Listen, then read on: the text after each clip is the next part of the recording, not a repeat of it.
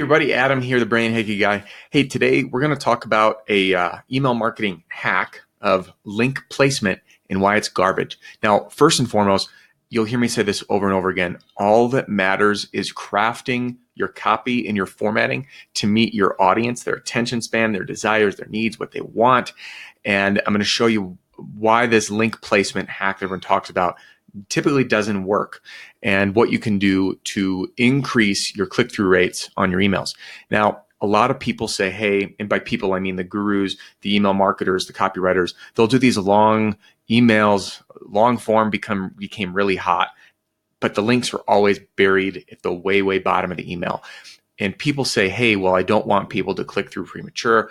I want to overcome their objections. I want them to get the whole story and to see the whole pitch before we transition them to the next stage in the funnel, whether it be an opt-in page, I'm sorry, not an opt-in page, a sales page or an offer bump or whatever it is. So I used to sell this info product to the roofing sales industry. So this was in-home sales. Now, big pain point for these guys is finding salespeople. So what I did is I developed hiring ads that worked really well, and I wrote them, and then I sold them, and then people could just buy them and literally fill in the blank, and they outperform the ads that the companies were running on their own.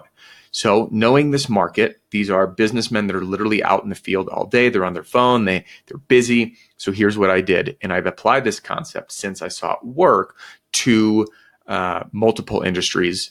And I'm going to show you exactly what it is. So you'll notice here, I'm just going to scroll through the email. So super short email, right? I started to really experiment here with playing with the length of the emails, and I shrank down the copy. And when I shrank down the copy and I was boom, straight to the point, sales went up. So here's a couple things. You'll notice a link way high up, 66.7% of click-throughs, then 22.7, then in the PS, 10.6. Now, always utilize all the areas you can for links.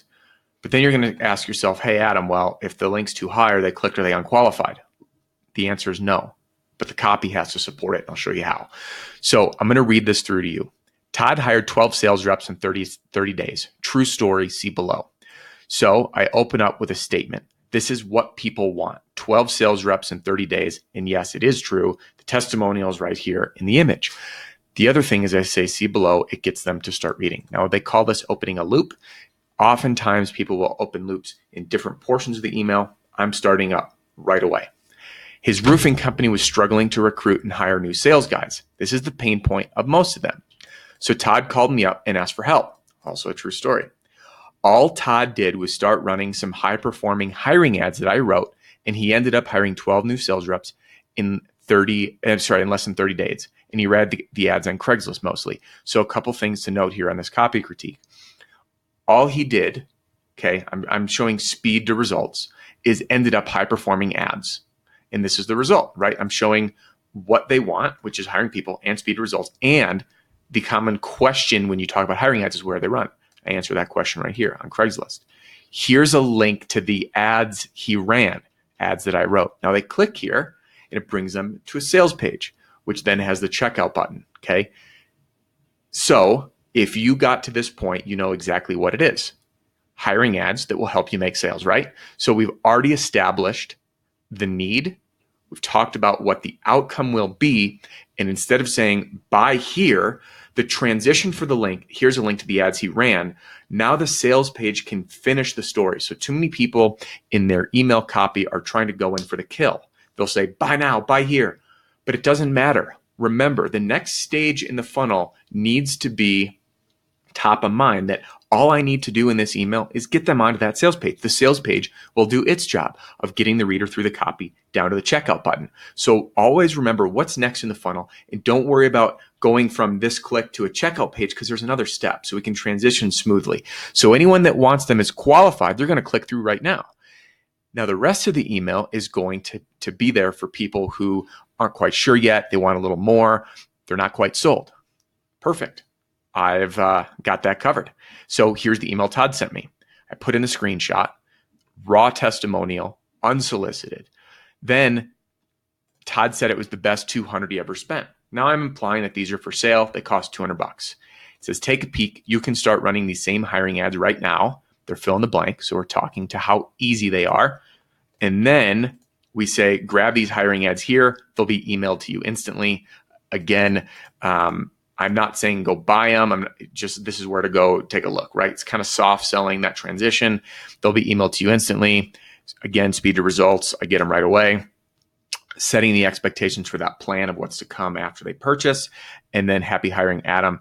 P.S. Now, this is where I'm going to overcome a little bit more objections. How many ads are there? There's 14 ads. They're filling the blank. You'll be recruiting ads in no time. Plus, I offer a 100% money back guarantee. Run the ads, and if they don't work, just email me and I'll happily refund your money in full.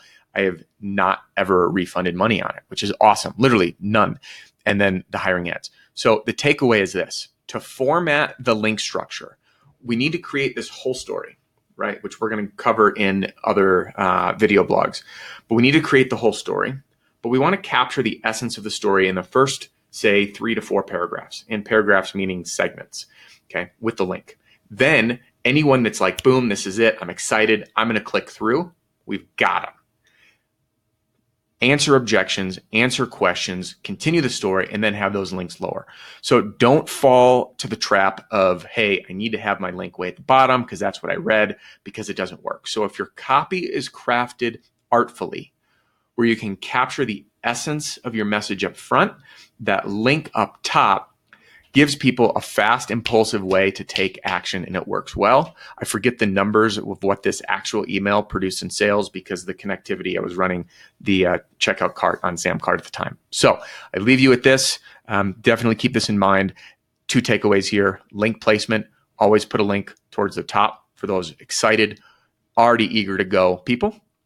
Takeaway number 2, always craft your call to action with the next step in the sales process in mind. If it's going to a sales page, all you got to do is get them to the sales page. Get them intrigued to click to learn more. Maybe you're selling an online course. Click here to see the full course curriculum. And it's on the sales page. Great. You don't have to say buy it now, right?